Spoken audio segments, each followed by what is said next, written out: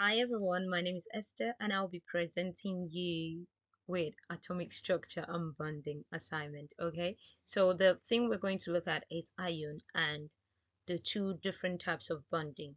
First of all, we're going to start with what is ions. Ions are particles that are electrically charged and formed when an atom gains or loses electron. An atom is stable when it has achieved a full outer shell, but can be very unstable and highly reactive when otherwise. For example, achieving a full outer shell would mean hydrogen having two electrons in its outer shell because it only has one shell, and the first shell has to have two electrons to complete its first shell, and 8 electrons to complete the second shell. And when otherwise, that type of atom would be unstable.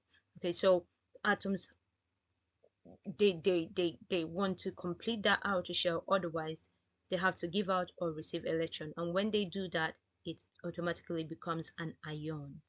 Okay, so it is also good to note that metal atoms lose electron more to form a positively charged ion, and why non-metals tend to accept ions more.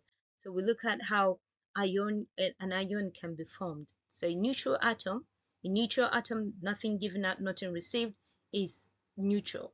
But when it gives out an electron, it becomes a cation. When it gives out an electron, it becomes a cation, which makes it positive. But when it gains electron, it becomes an anion, which makes it um, negative. So an example of anion is an oxide ion, oxygen ion. So an oxygen ion, we know that the outer shell of oxygen has 6 electrons, so it tends to go out to get more 2 electrons to make it complete, to make its outer shell complete. So when it does that, it makes it an oxide ion.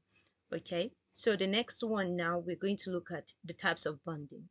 The types of bonding we have 2 types of bonding: ionic and covalent bonding. All right, so what is an ionic bond? An ionic bond is a type of chemical bond where an atom transfers an electron to another atom to form a bond or compound. So it transfers an electron, all right, to form a bond or compound. Metals give out electrons, like I said, whilst non-metals receive electron. Positively charged ions, metals, are naturally drawn to negatively charged ions to form an ionic bond. So, excuse me. An example of an ionic bond would be sodium chloride. Okay, so where sodium, which is a metal, gives out 1 electron to chlorine, which is a non-metal, to form a bond, an ionic bond.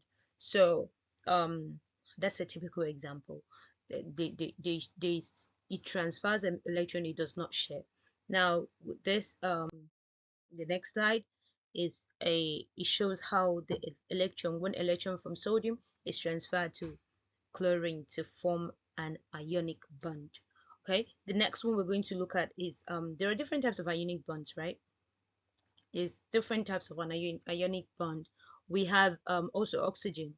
Oxygen can take electron from hydrogen. It can take electron from different different molecules to form, but so long as it's transferred but not shared, that is an example of an ionic bond. But when it is shared, it becomes an a covalent bond. A covalent bond is the sharing of electrons between 2 or more elements. There are 3 main types of 3 main formations of covalent bonds.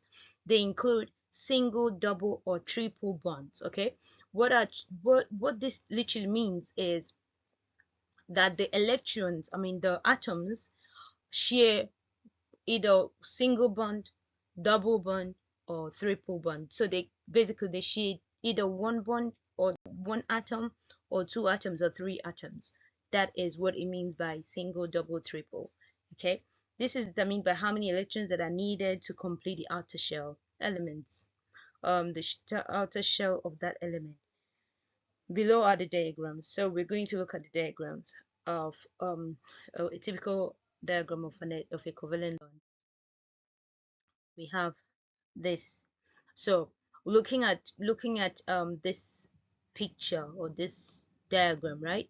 We see hydrogen. Hydrogen is a typical example of a single bonded covalent bond.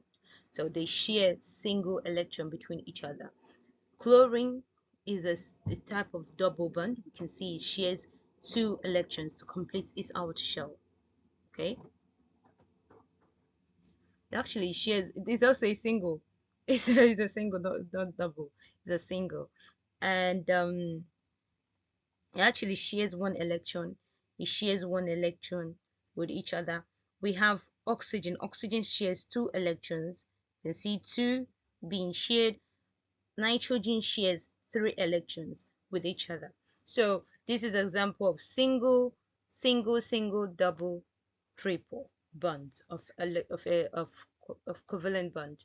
And we're going to what is called coordinate covalent bond. A coordinate covalent bond is a type of bond that shares its own valence electron with the element it bonds with. For example, nitrogen ammonia shares its two valence electrons with hydrogen ion.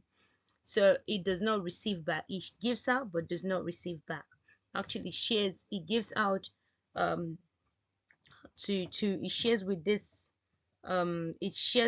hydrogen but does not. For example, we can see this diagram, this Lewis diagram. It shows this hydrogen ion receives these two electrons from nitrogen. Nitrogen gives this hydrogen two electrons, right? They share these two electrons. You can see it here where they share the two electrons, but this hydrogen itself is an ion. It doesn't have any electron in its own outer shell. So it just depends on this nitrogen. Okay, so that's the type of coordinate covalent bond. So hydrogen depends on nitrogen to actually get its sustenance. That's an example of that. Now we're going to look at what is called dot and cross diagram. We looked at it earlier at some of the diagrams but we're just going to kind of point out what it means. A dot and cross diagram can be used to model the bonding in a simple molecule. The outer shell of each atom is drawn as a circle. Circles overlap where there is a covalent bond.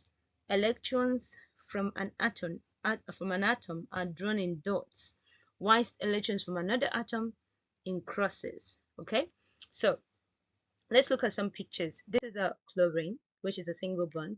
We see from this electron, this element, what chlorine, this chlorine element has crosses, right?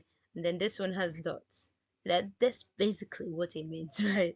So when they share it, they're able to identify which one is coming from which one. You can tell that this one was from here, and then this one is from here. It's from the other diagram. So we have the same for carbon dioxide, which is a double bond. It also shares its electrons with oxygen. Okay, so we can see the crosses are from the carbon and then the dots are from the oxygen. So that's basically what the atomic bond is about. And I hope you enjoyed this presentation. And yes, if you have any question, feel free to drop it in the comment section. And these are my references. And thank you for watching. Thank you guys. Bye.